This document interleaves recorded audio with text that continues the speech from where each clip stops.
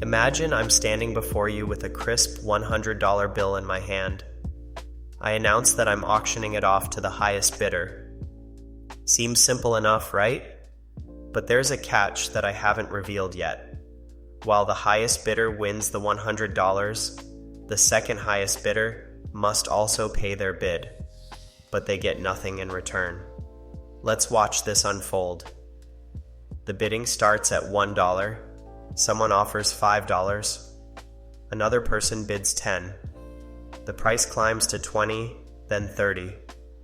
People in the audience chuckle, thinking the bidders are foolish for offering more than $50 for a $100 bill. But something interesting happens around the $60 mark.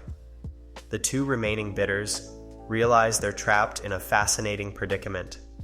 One bidder offers $75. The other, not wanting to pay $75 and get nothing, bids $80. The first bidder, now facing a $75 loss, raises to $85.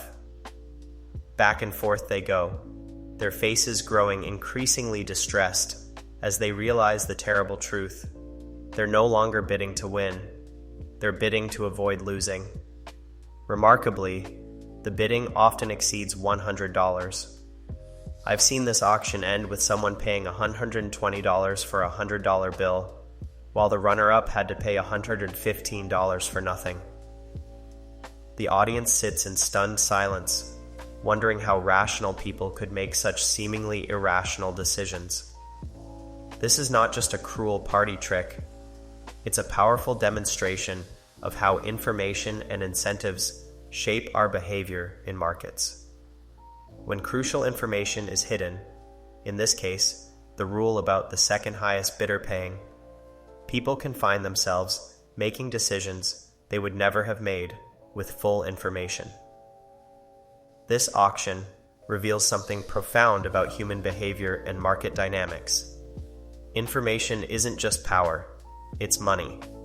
And when information is asymmetric, when one party knows something the other doesn't, markets can produce outcomes that seem to defy logic. Welcome to the fascinating world of asymmetric information, where what you don't know can cost you everything, and what others don't know can make you rich. Today, we're going to explore how this fundamental concept shapes nearly every transaction in our modern economy, from buying a used car to swiping right on a dating app.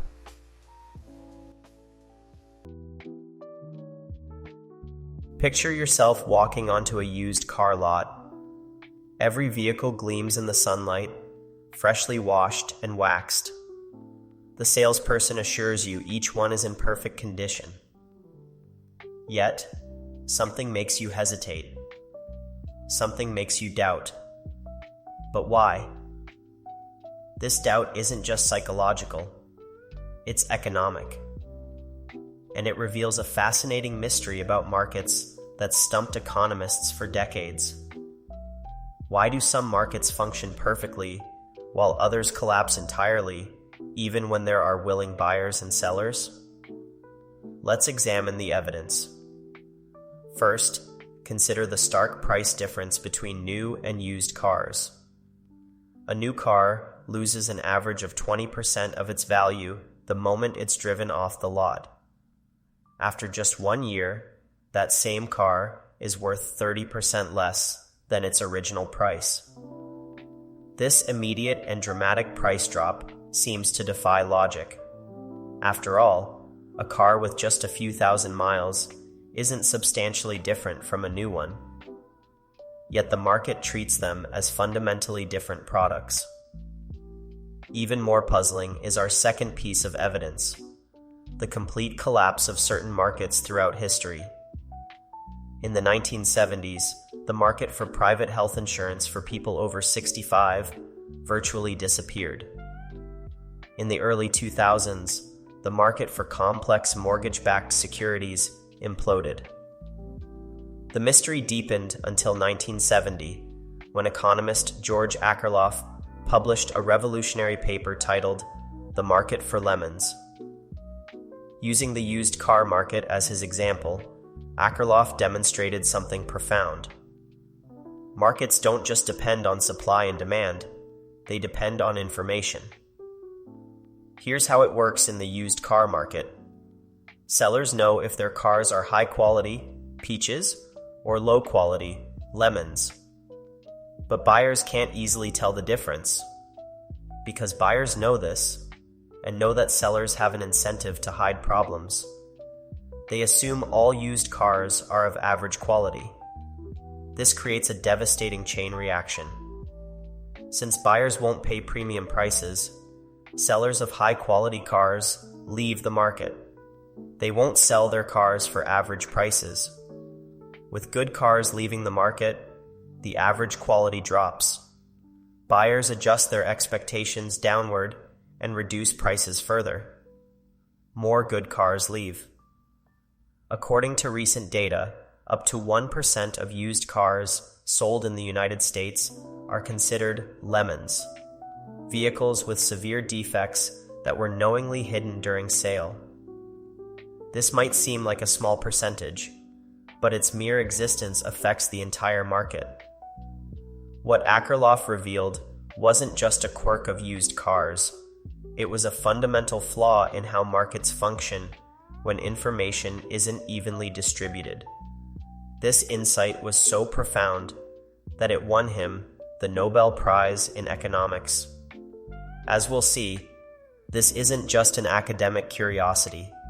The same forces that can destroy a used car market can impact everything from online dating to international trade. And in our modern digital economy, understanding these forces isn't just interesting, it's crucial for survival.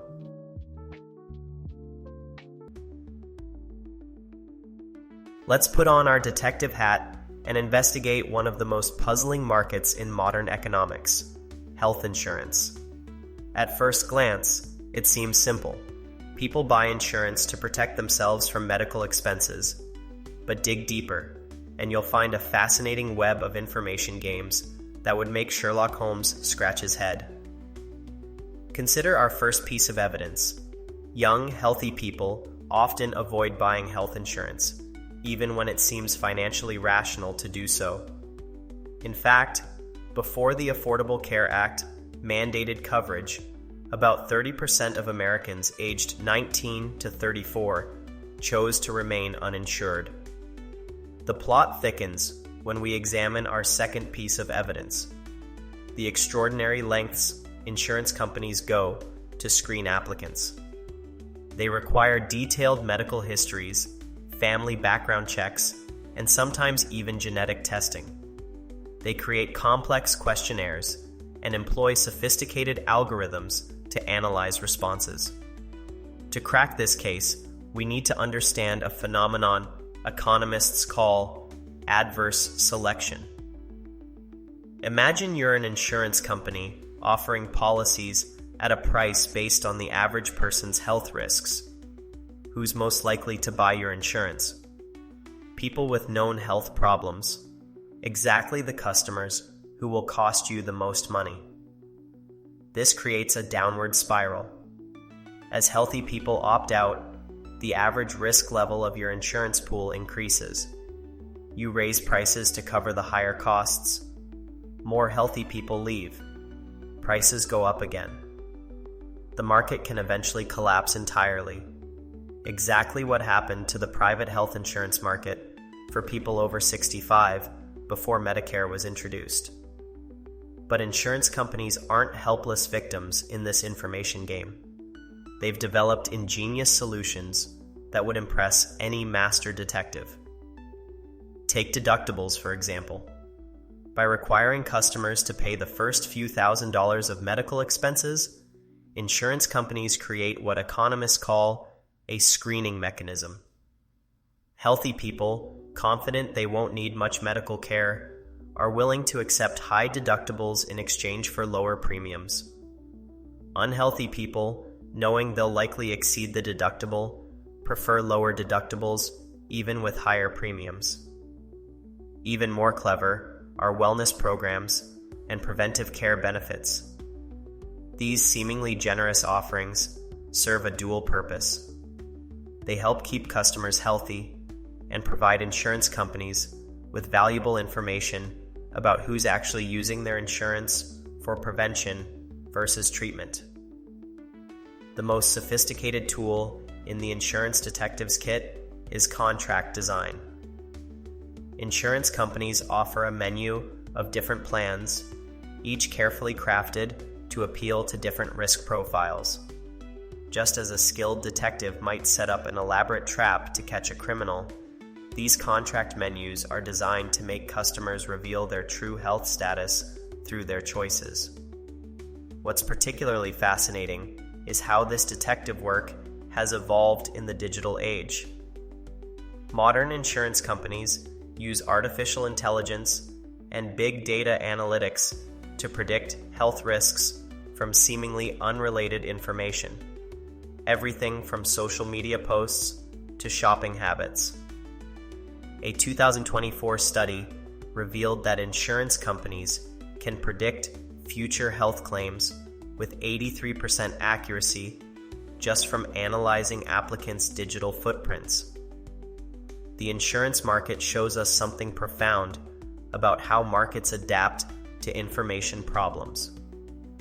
When crucial information is hidden, in this case, an individual's true health status, market participants don't just give up.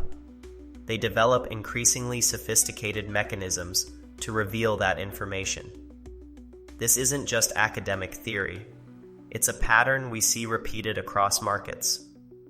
From job applications to online dating, wherever information is asymmetric, we find these same screening mechanisms emerging. Understanding them isn't just interesting, it's essential for navigating modern markets effectively.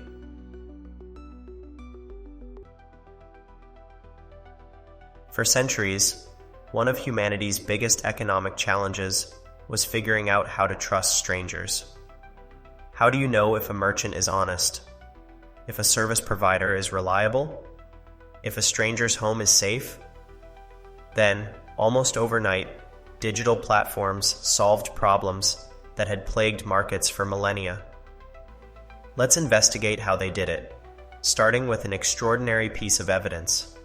A stranger will get into a car with another stranger, drive across town with them, and pay for the privilege. This isn't a riddle, it's Uber. But what makes this work when similar services failed for decades? The answer lies in something revolutionary: real-time, two-way rating systems. Every Uber ride generates mutual feedback. Drivers rate passengers, passengers rate drivers.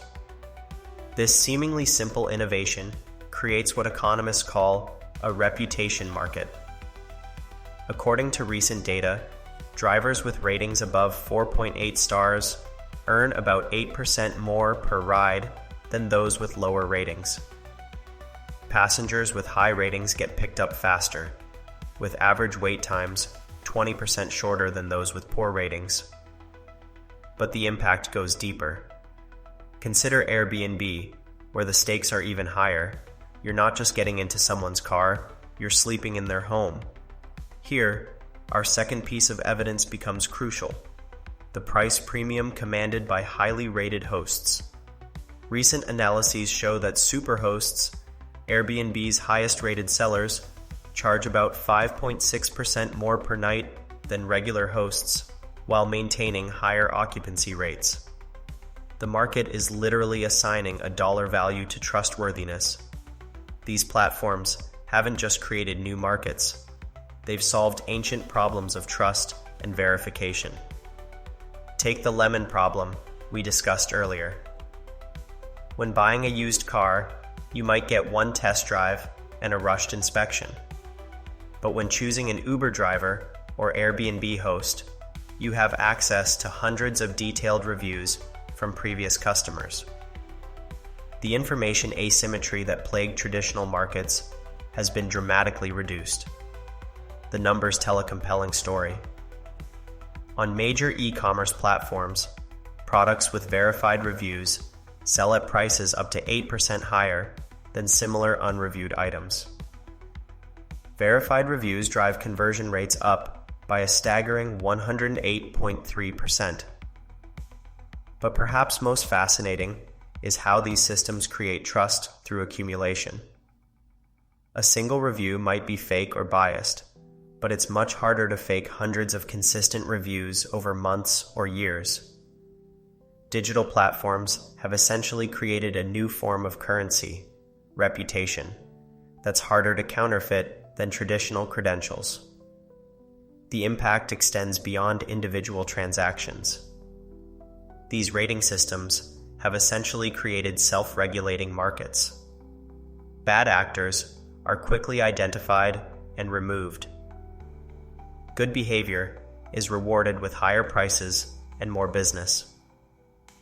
The platforms themselves rarely need to intervene because the community enforces standards automatically. This isn't just a minor improvement, it's a fundamental breakthrough in how markets function.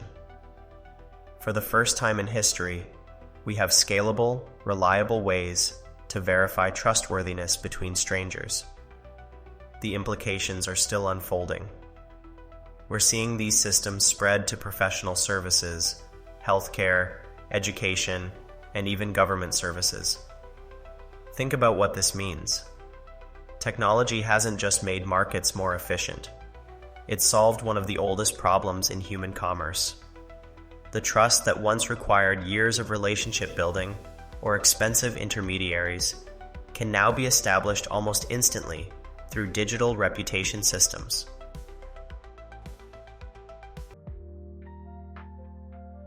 Why would a luxury brand deliberately destroy millions of dollars worth of perfectly good merchandise? Why do students spend 4 years and enormous sums of money to get degrees in subjects they'll never directly use in their careers? To understand these seemingly irrational behaviors, we need to investigate one of the most powerful forces in markets: signaling. Let's start with a shocking statistic. Luxury giants LVMH and Kering collectively reported over $4.7 billion in unsold inventory in 2023. But instead of selling these items at deep discounts, they often destroy them. LVMH wrote off $3.2 billion in stock it couldn't sell, up from $2.7 billion the previous year. Kering recorded $1.5 billion in excess inventory. This seems like economic madness. Why not sell these items at a discount and at least recover some costs? The answer lies in what economists call costly signaling. By destroying inventory rather than discounting it, luxury brands send a powerful message. Our products are genuinely exclusive and valuable. The destruction itself is the signal, and its costliness is precisely what makes it credible. The data shows that college graduates earn substantially more than high school graduates, about 37% more in median income as of 2024. College graduates earn $78,400 annually compared to high school graduates at $49,400. Yet, here's the puzzle. Many high-paying jobs don't actually require the specific knowledge learned in college. Investment banks hire philosophy majors. Tech companies hire English literature graduates. This mystery was cracked by economist Michael Spence, who developed signaling theory. He realized that the actual content of education often matters less than what the degree signals about the person who earned it. Completing a difficult degree program signals intelligence, persistence, and ability to learn, qualities employers value but can't easily observe directly. The key insight is that for a signal to be credible, it must be costly, and more importantly, it must be more costly for those who are trying to fake it than for those who genuinely possess the quality being signaled. Getting a college degree is easier, though still challenging, for someone who is naturally intelligent and hardworking than for someone who isn't. That's what makes it a reliable signal. This explains why online courses, despite offering similar knowledge, often don't carry the same weight as traditional degrees. The signal isn't just about learning. It's about proving you can complete a lengthy, expensive, challenging process. We see this principle at work everywhere in markets. Why do companies spend millions on elaborate office buildings they don't need? Why do peacocks have enormous, impractical tails? Why do job candidates wear expensive suits to interviews? The power of signaling becomes clear when we look at the job market data. Despite the rising cost of college education, the wage premium for college graduates has remained stable or increased over time. In fact, during economic downturns, the premium often increases, suggesting that employers rely even more heavily on educational credentials when making hiring decisions under uncertainty. This investigation reveals something profound about how markets solve information problems.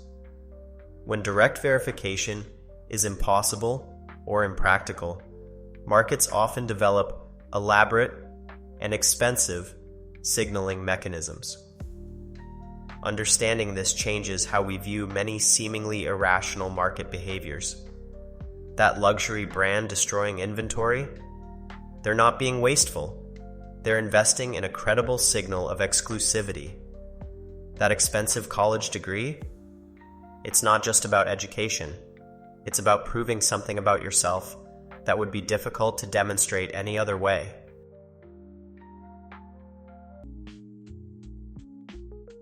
The forces of asymmetric information shape nearly every market we participate in, from buying a used car to swiping right on a dating app.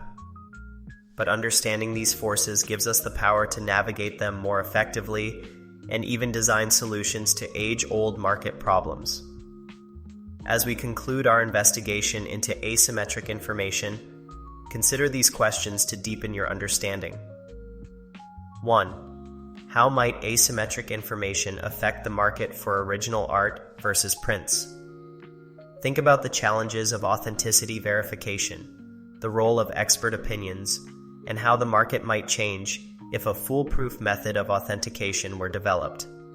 How do galleries and auction houses act as information intermediaries? And what signals do they use to establish credibility? 2. What signals do you use when choosing a restaurant in a new city?